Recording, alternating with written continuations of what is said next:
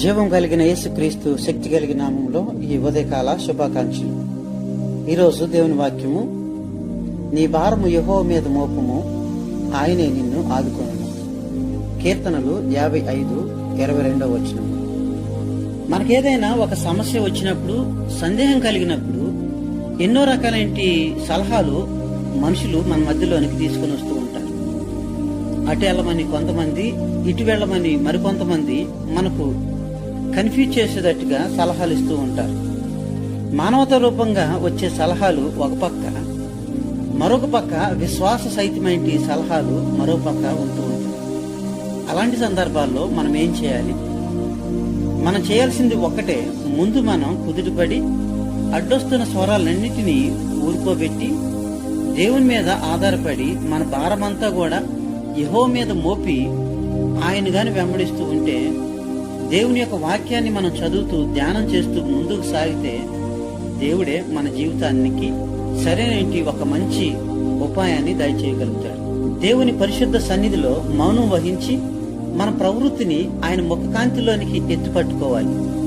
దేవుడు ఏ నిర్ణయాన్ని చేస్తాడోనని ఆతురతగా కనిపెడుతూ ఉండాలి. ఎక్కువ ఆలస్యం లేకుండానే మనలో ఒక నిర్దిష్టమైన అభిప్రాయం కలుగుతుంది. దేవుని యొక్క రహస్య జ్ఞానం మనకు ముందుగానే అర్థమవుతుంది. ఇహలోకపు వెలుగు నీడలు నిన్నంటని ఏకాంతంలోనికి నువ్వు చేరగలిగితే, మానవ జ్ఞానం నీ చెంత చేరలేని చోటికి వెళ్ళిపోగలిగితే, నీ తోటి వాళ్ళంతా వెంటనే ఏదో ఒకటి చేసేయమని గోల పెడుతున్నా నువ్వు మాత్రం మౌనంగా దేవునిపై దృష్టి నిలుపుకొని కనిపెట్టగలిగిన ధైర్యం నీకుంటే దేవుని చిత్తం నీకు తేటగా అర్థమవుతుంది. దేవుని గురించిన ఓ క్రొత్త అవగాహన నీలో పుడుతుంది. ఆయన ప్రవృత్తి గురించి, ప్రేమ నిండిన హృదయం గురించి నీకు ఒక లోతైన అంతర్దృష్టి ఏర్పడుతుంది. అందుకే మనం అందరం కూడా దేవుని మీద ఆధారపడి ముందుకు వెళ్ళాలి. ఎప్పుడైతే మన భారాన్ని యెహోవా మీద మోపుతామో ఆయనే మనల్ని ఆదుకుంటాడు. అటు కృప దేవుడు మనందరికీ దయచేయను గాక. ఆమేన్. దయచేసి మనందరం కూడా కళ్ళు మూసుకుందాం. ప్రార్థన. మమ్మల్ని మిక్కిలిగా ప్రేమించిన యేసయ్య, మీకు వందనాలు. ఇంతవరకు ప్రభా మీ రెక్కల నీడలో మమ్మల్ని అందరినీ భద్రపరిచి మమ్మల్ని సంరక్షించి నడిపించినందుకే మీకు వందనాలు, స్తుతులు చెల్లిస్తూ ఉన్నాం. ఈ నూతనమైన దినంలోనికి ప్రభా మమ్మల్ని ప్రవేశింపజేశారు. మాకంటే అందసందం కలిగిన వారు, గొప్పవారు, ధనికులు, ఆరోగ్యవంతులు, యవన బిడ్డలు ఎంతో మంది నశించిపోతున్నప్పటికీ మమ్మల్ని ప్రభా ఇంకను మీ రెక్కల నీడలో సజీవ లెక్కలు ఉంచినందుకై మీ స్తుతులు, మీ స్తోత్రాలు చెల్లిస్తూ ఉన్నాం.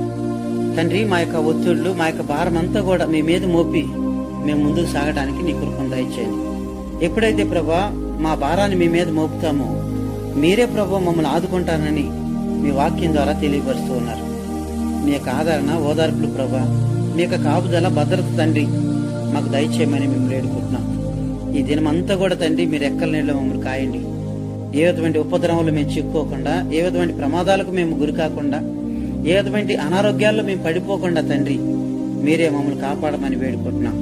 మరి విశేషంగా తండ్రి ఈ దినమంతా కూడా ప్రభా మీకు అంగీకార యోగ్యంగా మేము చేసే ప్రతి ఒక్క పని ప్రభు ఉన్నట్లు, ఏ పాపంలో మేము పడిపోకుండా ఉన్నట్లు ప్రభా మీరే కృప చూపించి నడిపించమని మేము వేడుకుంటున్నాం. మేలుతో మమ్మల్ని అందరినీ తృప్తిపరిచి కాయమని యేసుక్రీస్తు నామములో అడిగి వేడుకొనుచున్నాము తండ్రి.